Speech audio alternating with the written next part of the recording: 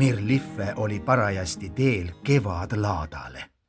Ta tahtis osta kurgipaisteta ja valuvikati ja mõrumarja istikuid.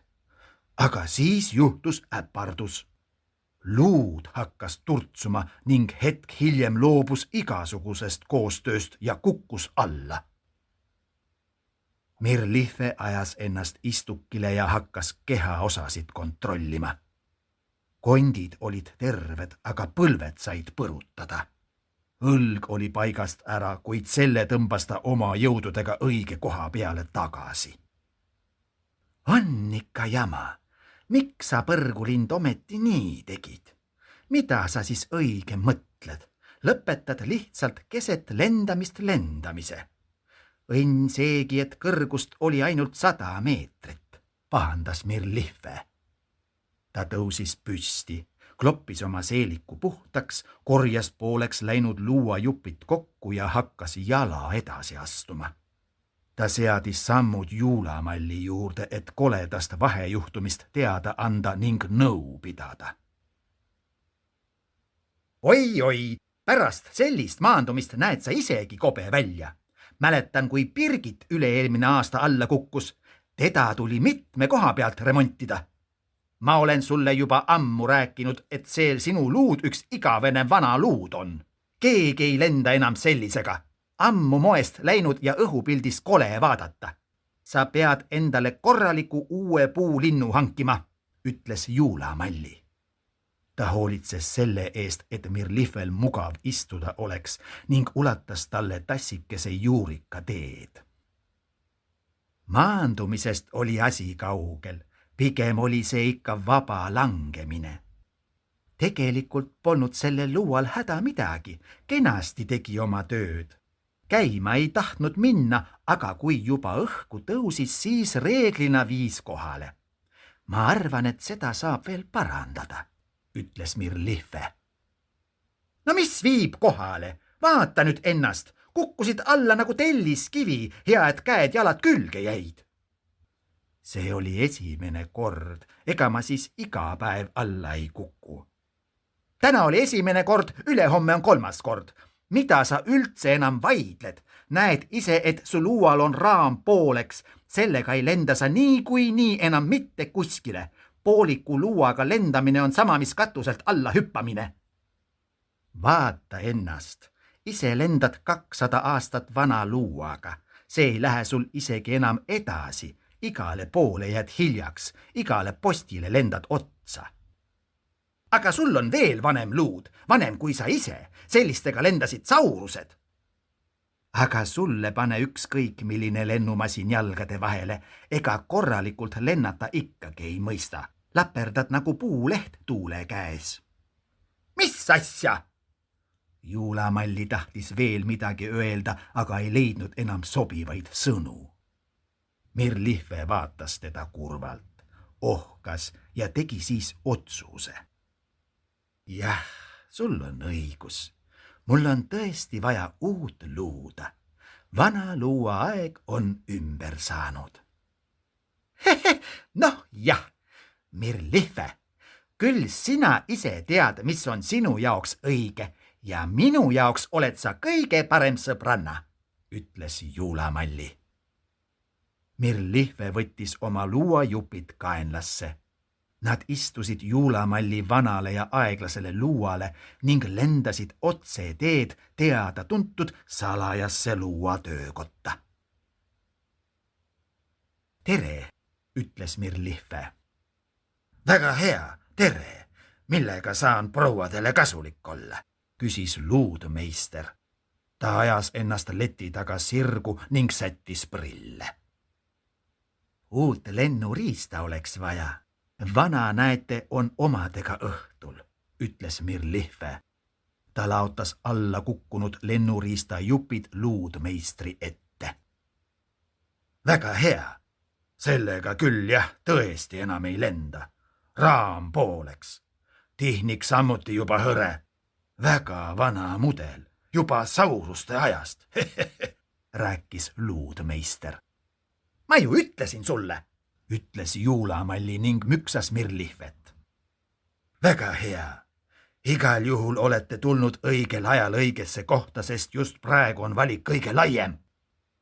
Huvitab teid rohkem linna või maastikuluud, edev või praktiline luud või hoopis kollektsiooniluud? Minul oleks vaja sellist, millega saab turul ja sõbrannade juures käia. No ja lisaks minule peaks ta kassi ja turukoti ka ära kandma. Mis turukoti ära kandma? Vähemalt 2 nõida peab suutma ära kanda, ütles Juulamalli. Väga hea. Sellisel juhul, kas näiteks see võiks sobida? Luudmeister valis seinal rippuvate luudade seast esitlemiseks tema meelest sobiva lennuriista. See on laia raami, rahulike lennuomadustega retrostiilis igaühele taskukohane mudel. Minu vanaema on sellisega terve igaviku ringi lennanud ja on väga rahul. Mitte millegi vastu ei ole nõus enam vahetama. Mis vanaema? Ega me vanaemal ei tulnud luuda ostma. Meil on ikka korraliku küla vahel kihutamise riista vaja, ütles Juulamalli. Võib-olla tõesti jääb see natuke tagasihoidlikuks. Milliseid variante teil veel on, küsis Mirlife. Mõni selline käredam pill või miskit, lisas Juulamalli. Väga hea. Pakkuda on igasuguseid pille, igaühele leidub midagi. Vaadake näiteks seda.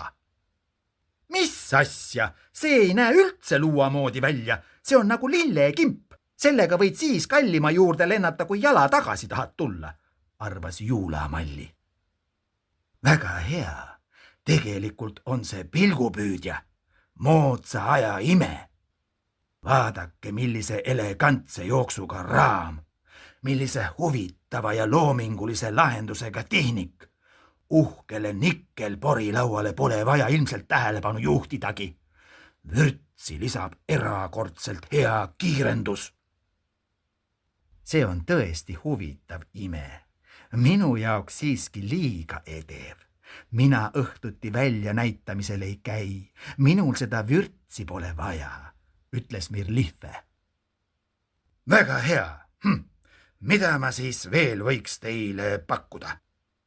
Midagi sellist võiks olla, mis õhus püsib, ütles Juulamalli. Väga hea, mis te sellest arvate? Luudmeister tõstis pärast mõningast otsimist järgmise luua letile. See on HM30KJ. See riist suudab ilma puhkamata lennata kuni 600 kilomeetrit.